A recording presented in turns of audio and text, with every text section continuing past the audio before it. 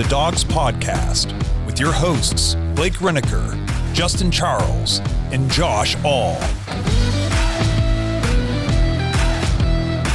Hey, what's up, Browns fans? Welcome back to another episode of the Dawgs Podcast. Josh All, your host today on a Tuesday.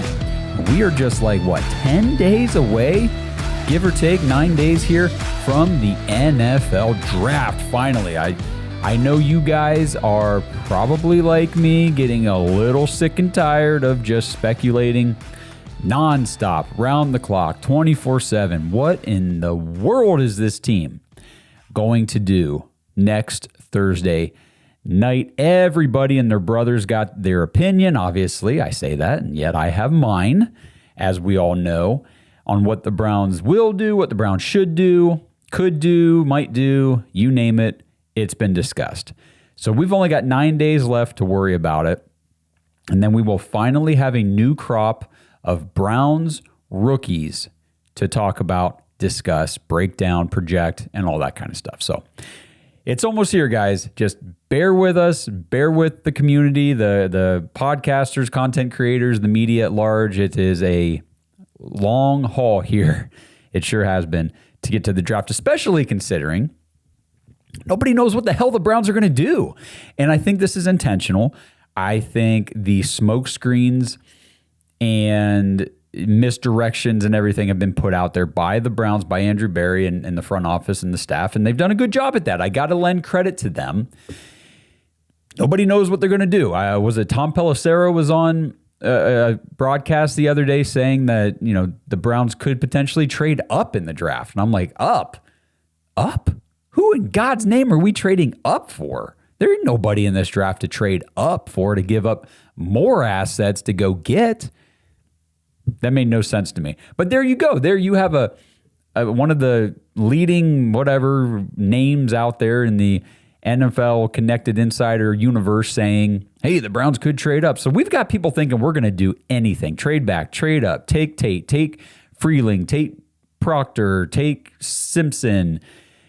It's crazy. It is insane. And I think that is all by intention. And seeing reports now that pretty much every team in the top 5 after the Jets. So what would that be? The Cardinals, the Titans, the Giants, the Browns, and even the Commanders after us. And was it the Saints too, maybe? So maybe a lot of these top 10 teams looking to trade back. Stock up capital either later on in this draft or next year. And the problem with that then becomes, well, if you've got 5 or 6 teams looking to trade back in this draft, there aren't 5 or 6 teams looking to trade up. So the Browns now have competition with these other teams around them looking to trade back. So, say hypothetically it's a David Bailey situation where he's the guy, he's the edge rusher that falls through the top 5 or starts to tumble through the top 5. Let's say we're at 4, Tennessee. And the Cowboys decide that's where they want to move up to get their edge rusher. If the rumors are true and that's what Dallas is looking to do, the Browns don't have a trade back partner. We're picking at 6, most likely. So there are all kinds of scenarios and things to be watching for on draft night. I think it's going to be a lot of fun. It's going to be exciting, obviously. So that's next Thursday night. I've been saying it, and I'm going to keep saying it. Make sure you guys come hang out with us on our annual. We do it every year. First round draft live coverage. Well, it's not always the first round. When the Browns did not have a first round pick, we were doing the second round, night 2. And I'll tell you what, that's a marathon in itself right there, night 2, because that's rounds 2 and 3. So it is a lot of coverage to do night 2. But night 1 is the most exciting one. Obviously, it's the first round. So we will be there on YouTube from the studio. Me, Blake, Justin, and Kenny Mack coming to you guys live at 7:45 p.m. next Thursday night, April 23rd. Like I said, make sure you guys tune in to that. And before I get into some content here today, I'm not just going to spiral and rant about the draft. I do have some specific things to talk about. Obviously, the main focus of the episode today will be the draft. But I want to talk about this Browns film breakdown article.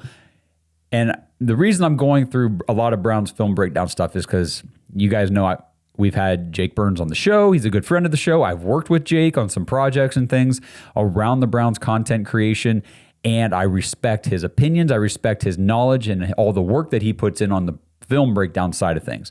So I got Brad Ward's article. That's who he works with over there, Browns Film Breakdown, talking about some of the stuff Jake has gone through the film on, and it's things they think they know about the Browns heading into the draft, reports, rumors, buzz around players, all that kind of stuff. I want to hit the main points of this, and then I want to talk a little bit about Caden Proctor, a guy that has been, again, another smoke screen about, are the Browns going to take this guy at 6? They really like him, yada, yada. So we'll talk about that a little bit. Got some voicemails. Got some messages, as always. Again, if you want to get those on the show, thedogspodcast.com, and go to jointhedawgs.com. If you want to be part of our Discord community, hang out with everybody in the Dog Pack, sync it up with the Patreon page. It's a good way to help support the show. You get access, like I said, to the Discord, the entire community, Discord Dog Pack live episodes that we do, usually once a week in there. Access to the, me, Blake, Justin, Kenny. We're in there chatting it up all the time. I haven't been as much recently. I've had a lot of stuff going on here. With work, with the show, with the content creation, all that stuff. But I love that community. It's a great place to be. And as soon as the draft is over, we're rolling right into May, and May goes right into June, and that's when fantasy football registration opens up. So if you want to get in and register for our fantasy football leagues when they first open up, that'll happen starting on June 1st. So that's jointhedawgs.com. Okay. I think the first thing I want to do before I go into this Browns film breakdown is let's just play this voicemail. I got one here from our boy, Kenny Mack. Yo, guys, it is Kenny Mack, and guess what? We are at day 100 of the 120-day reset, and we're 9 days till the draft, so that means there's 2 days left for guys to get their pro days in, and there's private workouts. Because it's going to be that, as of Thursday, it's going to be that quiet period. So, teams can't contact other players for 7 days before the draft.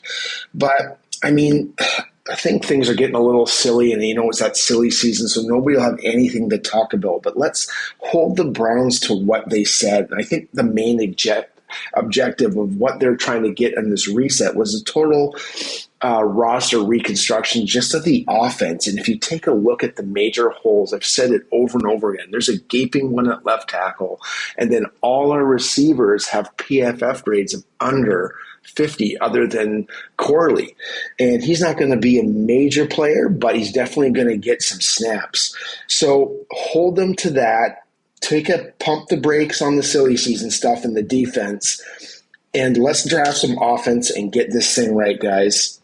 One thing I can tell you, though, the reason for a lot of this silliness is I don't think anybody has an idea what the Browns are going to do this draft. Let's go Brownies. Hoo-hoo. Yep, so Kenny was just kind of going right into what I was saying earlier. Nobody's really got a clear shot of an idea of what this team is about to do. In the draft, I saw some people posting on social media this morning, so I went in and made one myself about, the last time the Browns took a wide receiver in the first round, it was Corey Coleman. I said, yeah, the last time the Browns took an offensive tackle in the first round, it was Jed Wills. So, you can go back in history and point at pretty much any first-round pick the Browns have made in the last 30 years, and it's probably not gone very well for us. We don't draft well. It is a historical fact. We do not draft well. Andrew Berry does not draft well. Wide receiver, offensive line, 2 positions that he has struggled with. He's got a bad track record of drafting those positions over the last 6 years. It is what it is. You gotta look at it for what it presents, and that's how it looks. So the first thing, moving over to this Browns film breakdown article, if picking at number 6, they say it should be Carnell Tate. So, according to Jordan Reed, sources across the league have been split on what the Browns will ultimately do, and that is a sign that this decision, from the Browns' point of view, remains very fluid deep into the process.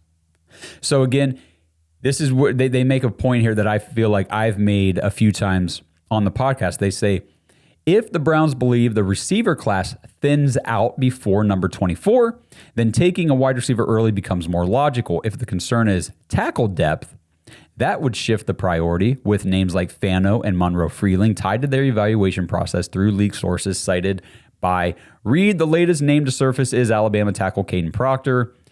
That is somebody I will talk about here in a little bit. So Brad Ward wrote this paragraph here about Jake Burns. Says, Jake has done an unbelievable job providing film breakdowns on each of the tackle prospects in play at 6. And the more that Brown's film breakdown digs into these guys, he says, the less sure I am about any of them at such a premium pick in the draft, talking about all the tackles. This is the point I've been trying to make too. He says it's unfortunate that there is no obvious choice here at such a critical position of need for the Browns, but that's the reality of this draft.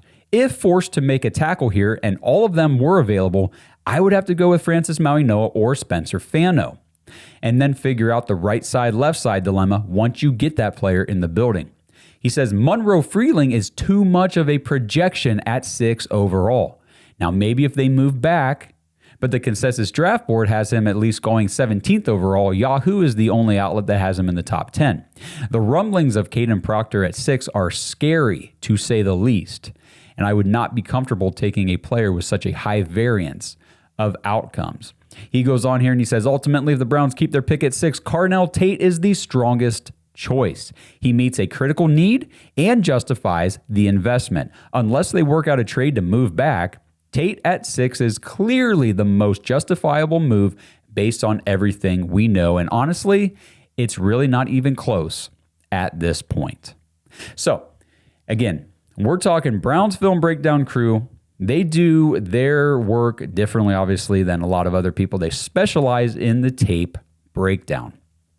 And their takeaway from what they do, from all their work, and they bust their asses over there, trust me. None of these tackle prospects are, in their opinion, worthy of going at 6. The two that would be if you had to take a tackle, like they said, Francis Maui-Noa, who now has I don't know if this is just stuff coming out now. I think teams probably knew about the back injury ahead of time, but he's getting things reevaluated, and I'm starting to see reports that at some point in his career, whether that's this year, next year, or 10 years down the road, Francis Maui-Noa will most likely need back surgery.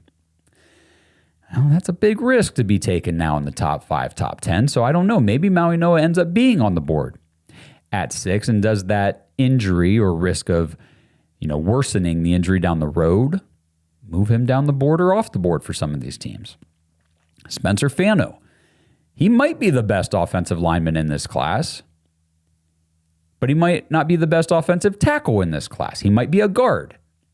I don't know. Nobody knows where he's going to end up playing. Like they said, there's no locked and loaded, surefire tackle prospects in this class, especially on the left side. At 6, and based on their tape evaluation and everything else, Carnell Tate is the clear and obvious choice. So why do I present that? Well, obviously, because I want Carnell Tate at 6 as well. He's my guy. That is the guy I've always wanted. And after all of my research, all of my prospect evaluation, and everything I've done this entire draft season, which has been a ton, I feel like I have so much prospect fatigue. But I love it. I'm still doing it. I'm putting together my final mock draft scenario episode for you guys, probably come out sometime over the weekend. And that'll be the last one I do before the draft. But when I say prospect fatigue, it's just that there's so much information out there on all these guys.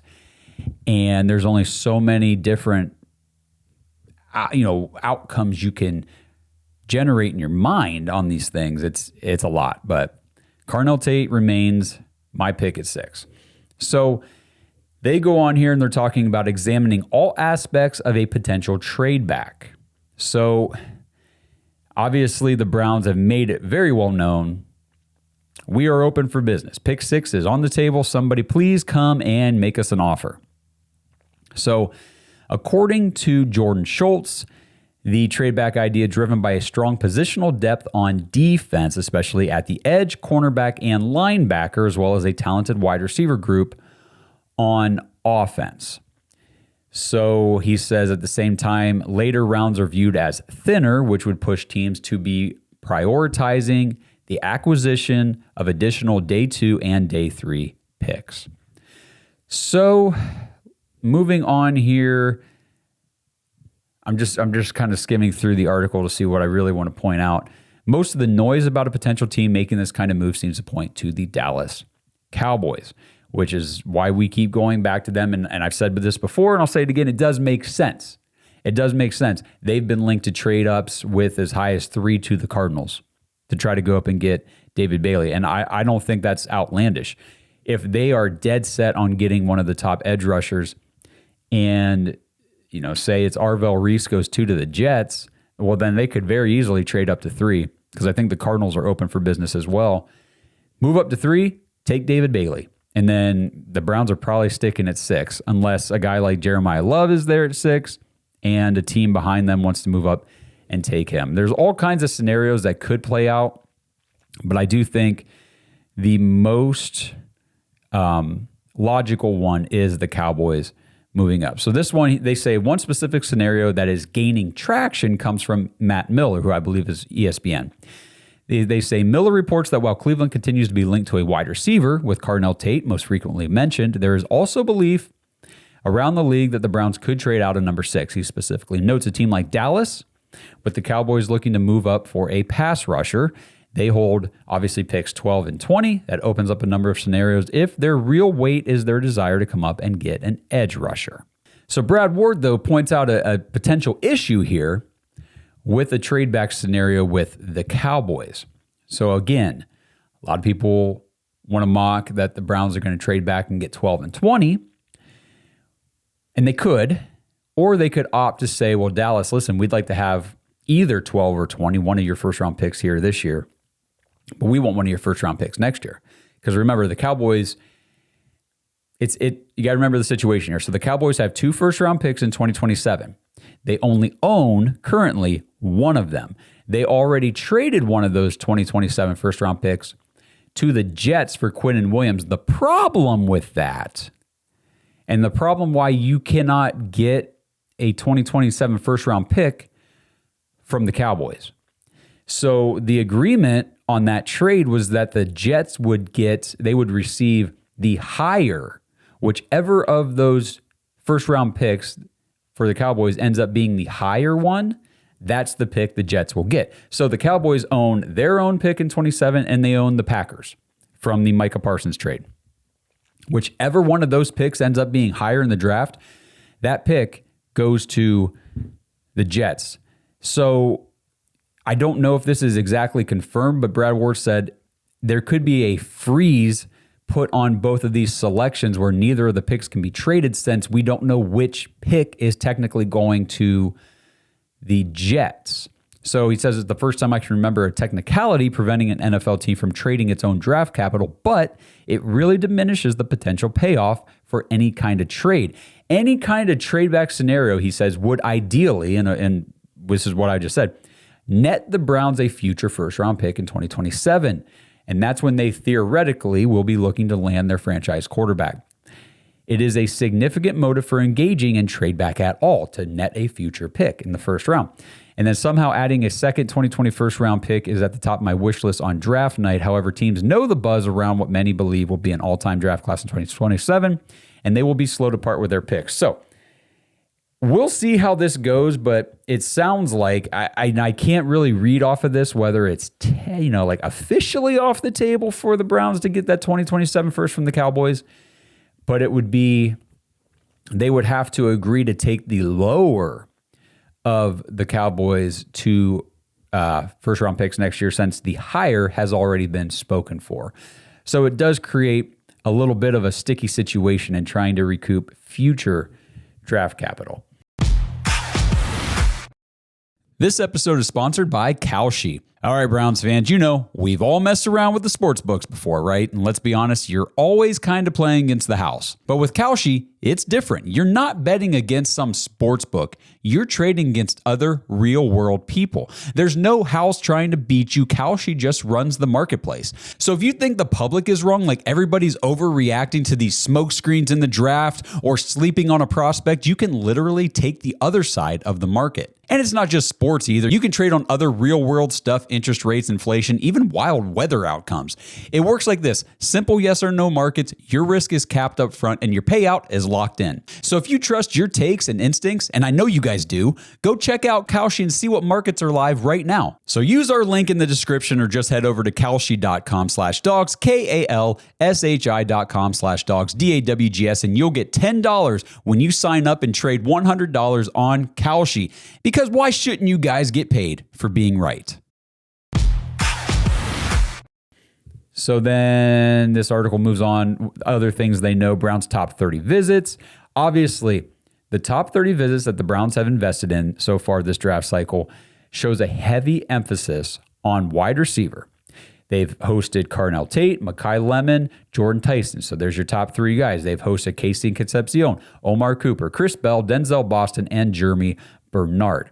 So that, like they say here, aligns directly with the league-wide belief that the wide receiver class is extremely deep because, of course, the Browns are hosting the receivers projected to be available around pick 6, pick 24, and pick 39, meaning they are taking or do very much intend to take a wide receiver with at least one of those picks. So Brad Ward says this class presents an opportunity to elevate the Browns wide receiver room in a significant way. And I think I agree. It's a very deep wide receiver class. It's a lot of wide receivers that are going to come in and help make your wide receiver room better.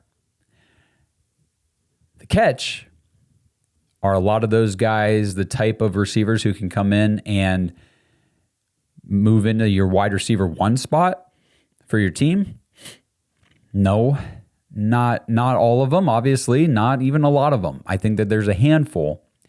And if you pass on that handful, then you are saying, okay, we're not operating with a true defined alpha wide receiver 1 yet again in Cleveland in 2026. We're just going to have a bunch of wide receiver 2s and 3s and 4s, and let's see if somebody can kind of rise to the top and lead us for at least this year. So we'll see what they end up doing at wide receiver. But again, I'm not saying that just because they pass on one at 6, they can't get good receivers later on. They can. They absolutely can. I just question the ceiling, the absolute ceiling of those players after the top 3 or 4 guys. Then the last thing here I thought was interesting, outside of the draft, looking at wide receiver help for the Browns. Could they trade for one? Is there a free agent wide receiver they could sign still? And he's pulling off the notes here from a PFF article that talked about the Browns being a good landing spot for, and it's kind of a funny pick here, but Juwan Jennings, the former wide receiver for the 49ers, who is still available because it has been cited that his asking price, that what he wants paid on a contract, is just too high. And that is why he has not landed with a team yet. So he's projected, I'm guessing this is either Spotrac or PFF, to sign a 3-year deal somewhere around $15 to $20 million a year. Okay, here it says PFF had him signing a 3-year, $50 million deal with $29.5 guaranteed. It's about $16.7 million per year. Jennings is almost 29. He's not like this is the problem with free agency. We talk about it all the time with these free agent wide receivers. You're getting maybe a decent wide receiver 2 for your roster, or maybe a very, very high-end wide receiver 3, but you're going to have to pay him high-end wide receiver 2, low-end wide receiver 1 money. Doesn't make any sense. And why I say it's a funny name to be connected to the Browns is because of the whole altercation last year when the Browns played the 49ers, and after the game, like whatever was going on the field between Jennings and the Browns players on defense, and Shelby Harris, I think it was, came out and said, yeah, he's a hoe. And he went on that long rant about why Juwan Jennings is just a POS, trash talking, saying things about people's families and stuff out there, wives, kids, and it's like, all right, well, apparently now we're connected to that guy. But I don't think Juwan Jennings would be a good pickup for the Browns anyway. Again, even if he does lower his asking price, it's still going to be too high for the Browns. And overpaying for a high-end wide receiver 3, low-end wide receiver 2, like I said, Just doesn't make any sense for this team right now. So it's kind of where Browns Film Breakdown is talking about things they think they know about the Browns, these trade rumors and all that kind of stuff. So just to kind of rehash, Carnell Tate is their clear and obvious pick at 6. None of the tackle prospects really, based on the tape and the film review, warrant using a top 6 pick to draft. And if the Browns did, then the only 2 that would be acceptable in their eyes, Maui Noa and Spencer Fano. And they say Caden Proctor's not a good prospect there, and Monroe Freeling's too much of a projection on his upside, but where he currently stands as a prospect, it's not there for number 6 overall. Now, looking at Caden Proctor, they did a whole article on that. I read through it yesterday, did a short video on it, so I'll just kind of go off memory on that one a little bit. But Caden Proctor, as an athletic traits guy, exactly what the Browns and honestly any NFL team is going to be looking for in a left tackle prospect. You got 6'7", 355 pounds. He can squat, 800 something, bench 535. The dude is only 20 years old. He played left tackle for Alabama, I think 3 years, 40 starts.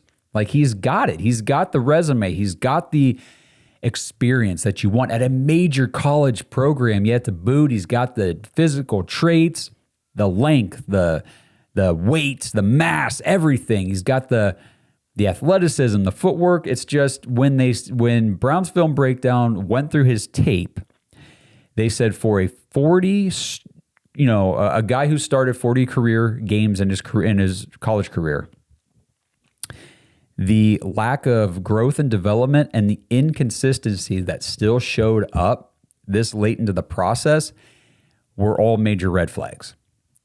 And he's going to have a lot of work to do to build up consistency to be a good starting left tackle for an NFL team. Now, is the juice worth the squeeze at a certain point? Absolutely it is. But they argue not at number 6. Please no, not at number 6 with Caden Proctor. And then there's the weight issue. They said at Alabama he was at like 370 something. He wants to try to maintain 350-ish at the NFL level, and they said that's something he's never done before. He has never maintained 350.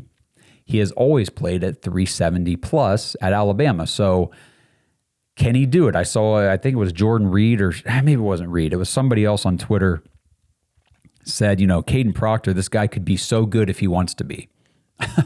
If he wants to be, I don't want any question about whether a guy wants to be good when I'm picking somebody at 6. That sounds way too much like the last tackle we took from Alabama. So I'm out on Caden Proctor at 6. You can probably talk to me about him at 24 if he's still there. I don't think he will be. I do think these, we'll call them tackle prospects in quotes, because like Kenny Mack keeps saying, I see a lot of right tackles, see a lot of guards out of our tackle prospects here in the first round projections. So I do think a lot of those guys are going to start getting scooped up in the teens and the early 20s. Again, we're at 24, so it's not like we're at 28, 29, but there's always a possibility the Browns, I got to put it out there, that we trade up from 24 to go get the tackle we really like. We trade up to go get Freeling. We trade up to go get Proctor. The only problem in my mind of thinking about the Browns trading up is that they never trade up. Andrew Berry does not give up draft capital to move up. He trades back to collect draft capital. He's only traded up one time in 6 years.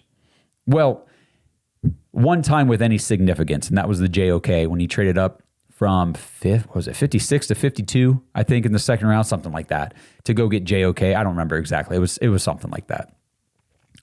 Yes, last year he traded up for Shedeur Sanders. He traded, 2 6-round picks to move up to the 5th round. To me, that's not a significant investment. That's not a significant trade up.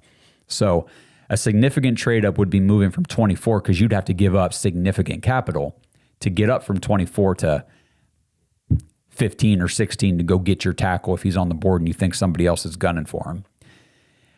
I put the odds very low that happens. Obviously, it can happen.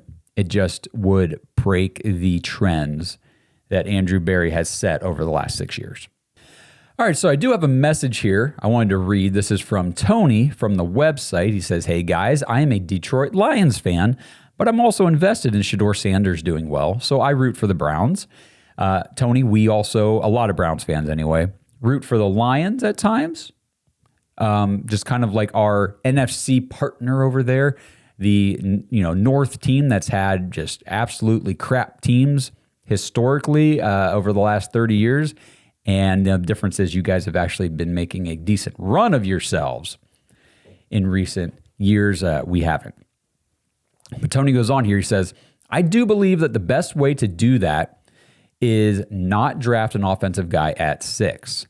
I think the best chance for the Browns to be successful next season is to make your defense even more elite." Okay, so he doesn't want to take a guy on offense. He says, go defense. If you have a top 3 defense, Shedeur Sanders has shown he will be able to get you 20 points with a full offseason and the apparent sabotage he dealt with last year. Go Denzel Boston at 24. Sign Taylor Decker and Stephon Diggs after the draft. Diggs helped Josh Allen, CJ Stroud, Drake May in their development. He's a leader in the wide receiver room, and he can still get open. He says, your offense is already young enough. You need to go get some solid vets. Get another guard in the 3rd round. Draft Chris Bell at 39. He will be Josh Gordon for you when he is fully healthy. You guys have a great show, and I wish the Lions had one like this. Well, sorry that the Lions don't have a good podcast to listen to. I'm glad that you found our show and that you like it, so we appreciate that. It goes against the conventional thought process for a lot of us here on the show, for the fan base in general. There are some people who are thinking like you, Tony, but it's really hard to get behind drafting another defensive player at 6 when, I know you root for Shedeur Sanders and you're invested in him doing well. I don't know if you watched every Browns game last year like we did. Brother, that crap is hard to watch. That offense with no playmakers, with Jerry Jeudy dropping the ball every time it comes at him, and the only other receivers on the field are UDFAs. Like, dude, it's really hard to watch. And I'm not saying that you're a spoiled Lions fan, although I guess you could probably read into that by what I'm about to say. You've got Amon-Ra St. Brown, one of the best receivers in the entire NFL. You've got Jamison Williams, who is a decent option outside of that. You've got your tight ends like Sam Laporta, who can do things for you. Isaac Tesla was a nice rookie last year, showed some signs. And then you've got reliable veteran depth pieces on your wide receiver core like Khalif Raymond and those types of players over the last couple years that make plays, can pop off and have a big game. We don't have any of that. And I understand that kind of plays into what you said about go sign like a Stephon Diggs, but the Browns don't need Stephon Diggs. They don't need that right now. That is a headache, and that is just too much of a bad personality. Maybe personality is not the right word, but his off-the-field crap, stuff like that gets amplified even more in Cleveland. Not worth it to me. Come on, you guys have Jahmyr Gibbs. You guys had the Gibbs-Montgomery tandem at running back for the last several years. It's one of those things where the Browns don't have any of that. We have none of that. Yes, we have Quinshon Judkins, looked really good as a rookie despite the poor offensive line play. He's coming off a major injury, coming off surgery. It's going to be a slow go, at least to start the season. Yeah, we have Harold Fannin Jr., who really popped off as a rookie. That's not enough. That is not enough. We need more talent on offense. So I'm with you that you can build an elite defense, but I think that there are defensive players, very, very good defensive players who the Browns could draft at 24, at 39, even at 70, who could come in and be starters, or high-level contributors year one right now on the defensive side of the ball. We don't have to use the 6th overall pick to get a defensive player to come in here and help this defense be better. I think that, again, there's going to be a lot of players available at those other picks on the defense side of the ball. If you want a true difference maker on offense, that's where you're going to have to use a higher pick to get it, because there are fewer of those true difference makers in this draft on the offensive side of the ball. But Tony, thank you for the message. As always, we appreciate hearing from everybody out there. We got Buccaneers fans following the show, Gabriel. We've got Lions fans and Tony. It's a good time, man. I love hearing from people from other fan bases. This episode is sponsored by ButcherBox for Pets. Browns fans, ButcherBox for Pets has a deal you cannot pass up for your four-legged family members. Right now, you get 50% off your first subscription order of the premium slow-cooked nutrition dog food or the premium fresh dog food. Just go to butcherboxforpets.com/dogs, DAWGS, and use promo code DOGS when you check out. It can get confusing because we're the dogs, we love our fellow dogs, our dog pack members, and the dog pound faithful. But let's not kid ourselves. The most important dogs in our lives are, well, our dogs. And they're not just pets, like I said, they're part of the family. So the question is, what are you actually feeding them? At ButcherBox, they believe in real ingredients. Their pet foods have been developed and certified by vet nutritionists to contain zero artificial flavors or preservatives. I know our house wouldn't be the same without Odie, our 100-pound golden retriever who thinks he's a 10-pound lap dog. Absolute dumbest dog in the world, but we love him like crazy. And it gives us peace of mind knowing that we're giving him quality food instead of those factory processed blocks from the store. And speaking of the store, no need to add dog food to your shopping list ever again. ButcherBox delivers their high-quality food right to your door. Just choose the delivery schedule that you need for your dog, and you can change, modify, pause, or cancel your plan at any time. So try it out today. Your dog will love you for upgrading their meal times. ButcherBoxForPets.com/dogs and use promo code DOGS, DAWGS, to get 50% off. That's right, half off your first subscription order of the premium slow-cooked nutrition fresh dog food or the premium fresh dog food. Minimum purchase of just $34. 50% discount applies to subscription orders only. One use per customer, and you can cancel at any time. ButcherBoxForPets.com/dogs. All right, another message here from the website. This one's from Dan. I was going to read this the other night when I did the live show on YouTube with Justin and Kenny, but he's got kind of a longer message here, so I wanted to wait and do it here today. So Dan says, hey guys, Dan from Barberton. I inherited the same sickness you guys have for our beloved purveyors of sadness. I've loved the show since hearing about it close to a year ago. Here's a flashback. It's Thursday, April 24th, 5 p.m. in California. My boy and I have this man cave set up. We're super excited to see who the Browns are going to draft at number 2 overall. I crack a beer. My boy cracks a root beer, and we're hyped. As Ward comes off the board at number 1, we're hearing whispers of a possible trade down. We're terrified at how far back we might fall. See the 2016 draft, Browns trade back to 8, then back again to 15, picking up 75 picks between the 3rd and 7th round, and that results in 0 hits. All of a sudden, the big board flashes and the Jaguars helmet is displayed. We're happy because our traitorous cousin who's from Jacksonville gets hashtag NFL Ohtani. We're still getting the details. ESPN screws up the trade details, initially saying, we got the 5th pick and next year's first. I'm happy because all the college quarterbacks dodged the Browns at number 2 for yet another draft by returning for about 11th college football season. So we should have a solid pick in 2026. The Jaguars suck, so we should have 2 in the top 10. I know that's what everybody said. Dan, I remember hearing all that. He says, cue the Price is Right trombone, womp womp. The hashtag factory of sadness, we end up with number 24. Oh, wait, we also get another 2nd round pick in 25. Awesome. We should be drafting a wide receiver. Shador is there at number 5. Let's freaking go. Defensive tackle. WTF. I know, man. That's exactly the response we all had too during the live broadcast. He says, our offense hasn't scored a touchdown since Kozar to Langhorne. The anger sharks are swimming. Okay. Here we go. Pick 33. Offensive weapons. Let's go. What the F? A linebacker? Oh my effing gosh. He says, okay, we can get a weapon at 33. Thank God. Quinshon Judkins is the RB I wanted. Well, son, I tell my boy, if Travis Hunter becomes a superstar, at least we drafted a defensive tackle, linebacker, and a running back instead. Well, then Travis Hunter gets hurt. The world proclaims no one can ever be a two-way star in the NFL. That is still a safe proclaimment. Then today we find out he's going to be a full-time cornerback. Our defensive tackle is a potential rising star. The linebacker was defensive rookie of the year. And the running back looks every bit a top 12 running back in the NFL. The question, did we win the trade? Dan says, I will say if we send the Jaguars 24 back to them for Brian Thomas Jr., then absolutely. Otherwise, see the 2016 class. I'm still waiting for the draft. I have too much Browns draft PTSD to proclaim a win at this point.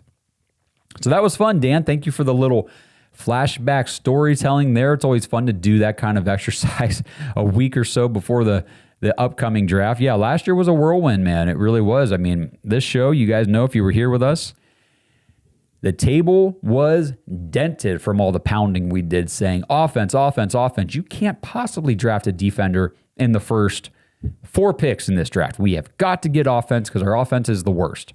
And then we went defensive tackle and linebacker with the first 2 picks. And it wasn't that we didn't like the players.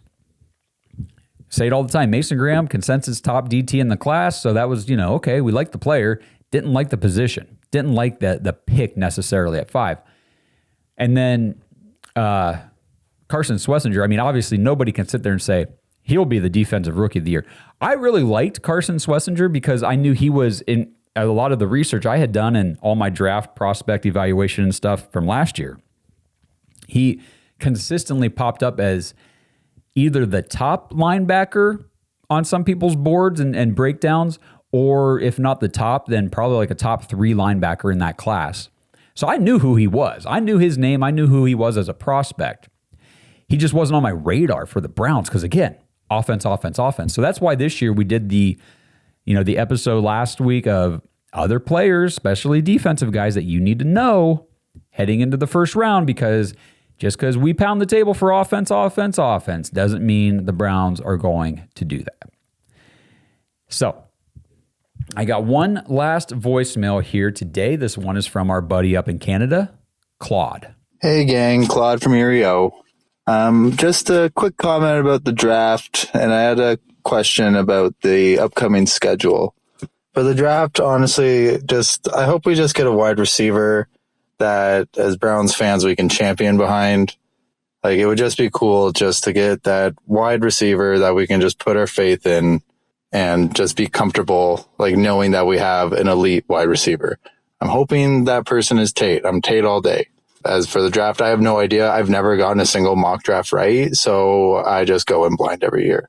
But for the schedule, I'm curious to know what your guys' thoughts are on, like, say the Browns pull like New England or Chicago, newer quarterback, build around them, find themselves in the playoffs. In that situation, do you think the Browns are going to be perceived as like they got lucky because of the easy schedule, or like they built a really good team and they fought for that position? Anyway, go Dawgs. Woof, woof.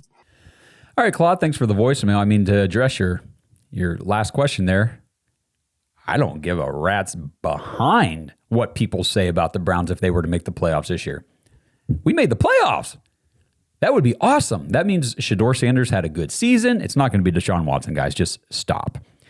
That means things went well for Todd Monken. We must have drafted at least somebody on offense who can catch the ball and make plays, because otherwise I don't know how we're scoring points at any consistent basis to get to the playoffs. So yeah, I really don't care what anybody says.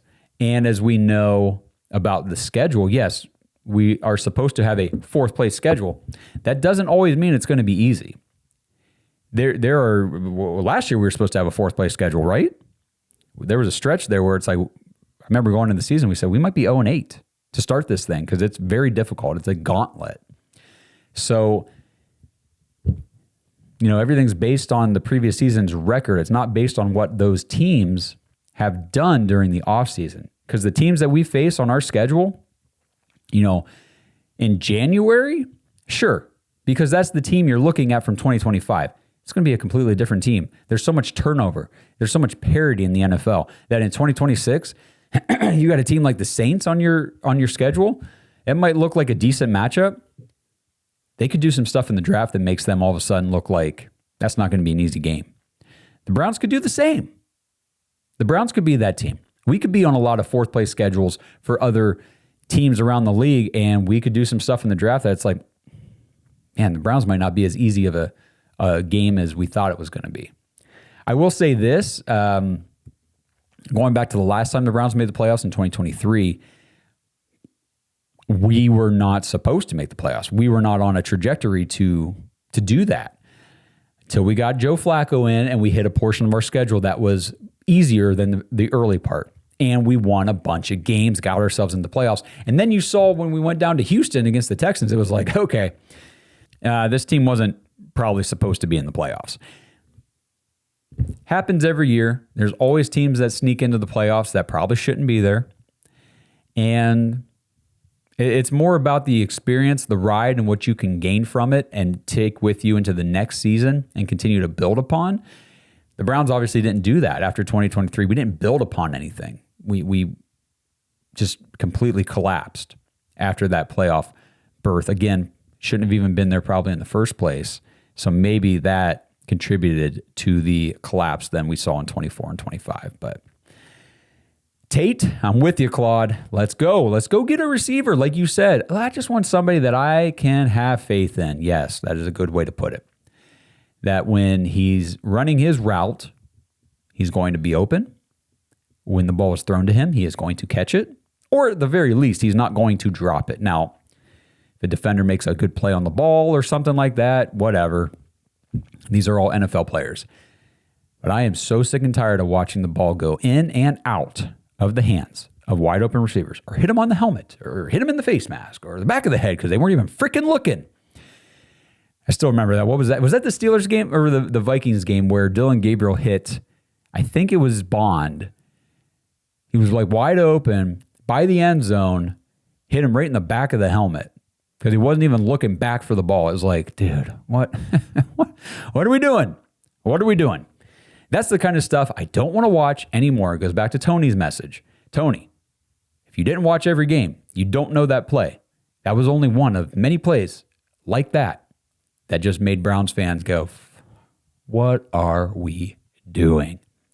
So let's go Cleveland. Let's go Browns. Make us happy. Get us some freaking players to make this team better and make them more watchable on Sundays. I'm tired of watching us struggle to score more than 14 points in a game. I don't care about your top 3 elite defense. You're not holding enough opponents under 14 to win enough games to do anything that way. You have to be able to score points.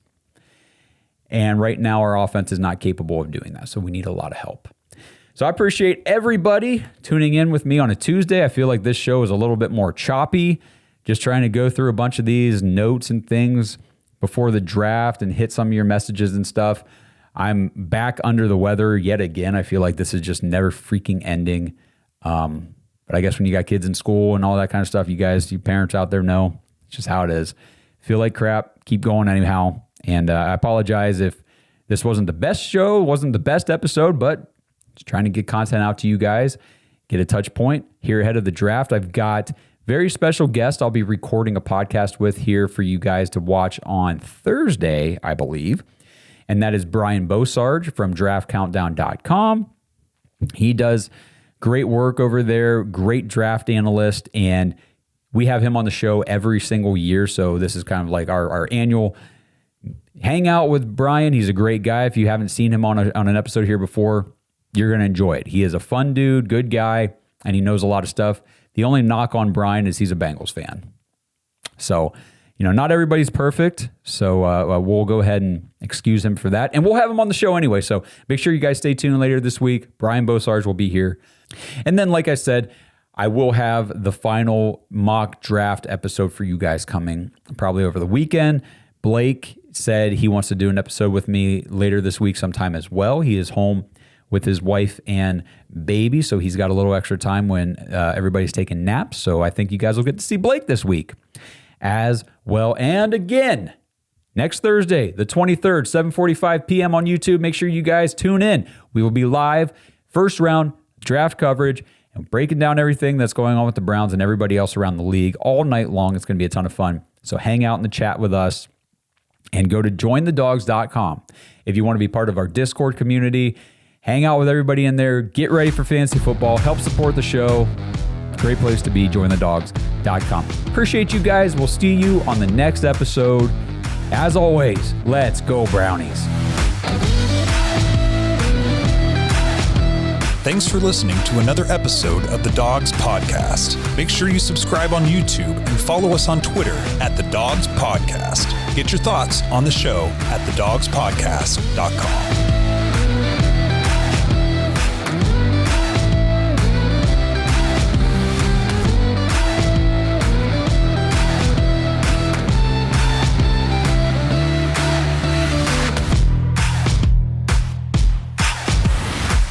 This episode is sponsored by ISSA. Browns fans, if you're into health and fitness, have you ever wondered how you could maybe turn those hobbies and your passion into an actual career? If that sounds interesting to you, then ISSA has the opportunity you've been looking for. ISSA is the International Sports Science Association, and they can help you become a certified personal trainer in as little as 3 months. And right now you can get $100 off your certification when you sign up through our link, joinissa.com/dogs, DAWGS. Now, certifications are 100% online, self-study, and self-paced. You can study anywhere from your phone, tablet, or computer. And the final exam is open note, open book, aka piece of cake. Except you fitness nuts probably don't eat a ton of cake, so let's just call it a piece of delicious protein bar. And ISSA has the #1 job guarantee in the industry. If you get certified and sign up to be a certified trainer with ISSA, you have a job guarantee or your money back. ISSA has over 10,000 gym partners that have over 73,000 open jobs for trainers right now. And you don't need a 4-year degree or a 2-year degree. You just need your certification to qualify for these jobs. So what are you waiting for? With certification this simple, there's no excuse not to pursue your passion and become a certified personal trainer today. Get $100 off your certification at joinissa.com/dogs. You've wanted to make a change long enough. Now it's time to do something about it. That's joinissa.com/dogs for $100 off your personal trainer certification.